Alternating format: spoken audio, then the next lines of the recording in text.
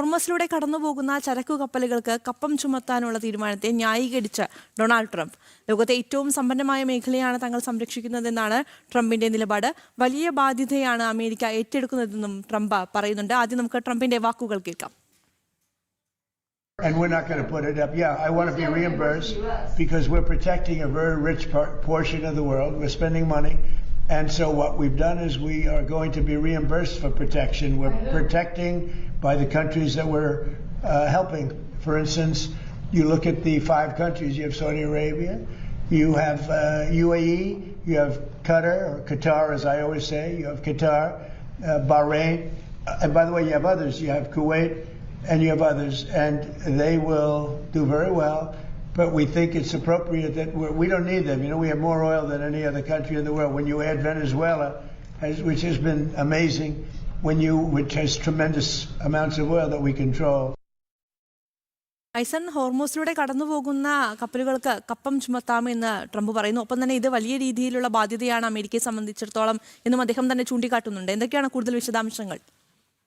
ശില്പ, രാഖി, ഇന്നലെയാണ് ഇത് സംബന്ധിച്ച ഒരു തീരുമാനം. അതായത് ഹോർമൂസിലൂടെ കടന്നു പോകുന്ന ഇറാൻ്റേതല്ലാത്ത കപ്പലുകൾക്ക് കപ്പം ചുമത്താനുള്ളൊരു നീക്കം. ഇറാൻ്റെ കപ്പലുകൾ ഹോർമൂസിലെ ഇറാൻ്റെ പോർട്ടുകളിൽ നിന്നും ബ്ലോക്കേഡില്ല, അല്ലെങ്കിൽ അത് ഉപരോധത്തിൽ ഏർപ്പെടുത്തി ഹോർമൂസിലേക്ക് കടക്കാനുള്ള അനുവാദം തടയാനുള്ള നീക്കമാണ് നടക്കുന്നത്. അതുകൊണ്ട് തന്നെ ഹോർമൂസിലൂടെ കടന്നു പോകുന്ന ഇറാൻ്റേതല്ലാത്ത കമേഴ്ഷ്യൽ ഷിപ്പുകൾക്കെല്ലാം തന്നെ, അത് ടാങ്കറുകളാകാം, അതുപോലെ തന്നെ കാർഗോ ഷിപ്പുകളാവാം, ഇവയ്ക്കെല്ലാം ആ കാർഗോയിലുള്ള മൂല്യത്തിൻ്റെ, അതല്ലെങ്കിൽ കടത്തുന്ന ചരക്കിൻ്റെ മൂല്യത്തിൻ്റെ 20% ചാർജായി, അല്ലെങ്കിൽ റീഇംബേഴ്സ്മെൻറ്റ് ചാർജായി നൽകണമെന്നൊരാവശ്യമാണ് അദ്ദേഹം മുന്നോട്ട് വെച്ചിരിക്കുന്നത്.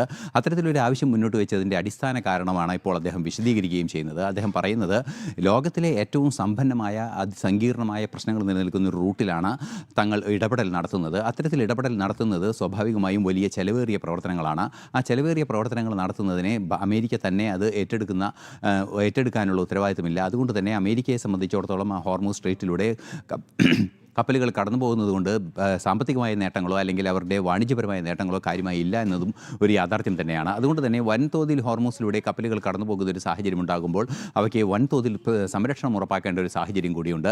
അത്തരത്തിൽ വൻതോതിൽ സംരക്ഷണം ഉറപ്പാക്കുമ്പോൾ അതിന് എണ്ണയിൽ നിന്നും, എണ്ണ വിൽപ്പനയിൽ നിന്നും വൻതോതിൽ ലാഭം നേടുന്ന കുവൈറ്റ്, ഖത്തർ, UAE, അതുപോലെ തന്നെ സൗദി അറേബ്യ തുടങ്ങിയ രാജ്യങ്ങളെല്ലാം തന്നെ വളരെ കൃത്യമായി അതിൻ്റെ നേട്ടം കൊയ്യുകയും ചെയ്യുന്നുണ്ട്. സാമ്പത്തികമായ നേട്ടവും ഉണ്ടാകുന്നുണ്ട്. ഈ ക്രൂഡ് ഓയിലൊക്കെ കൃത്യമായി കടത്തി കൊണ്ടുപോകുമ്പോൾ വലിയ തോതിലുള്ള സാമ്പത്തിക നേട്ടം ആ രാജ്യങ്ങൾക്കുണ്ടാവുകയും ചെയ്യുന്നുണ്ട്.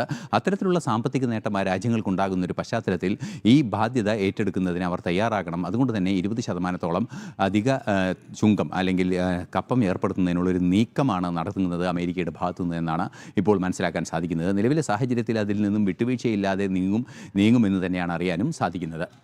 ശില്പ, എന്തായാലും ഹോർമസിലൂടെ കടന്നു പോകുന്ന ചരക്ക് കപ്പലുകൾക്ക് കപ്പം ചുമത്തുന്നുണ്ട്. ആ ഒരു തീരുമാനത്തെ ന്യായീകരിക്കുകയാണ് ട്രംപ്.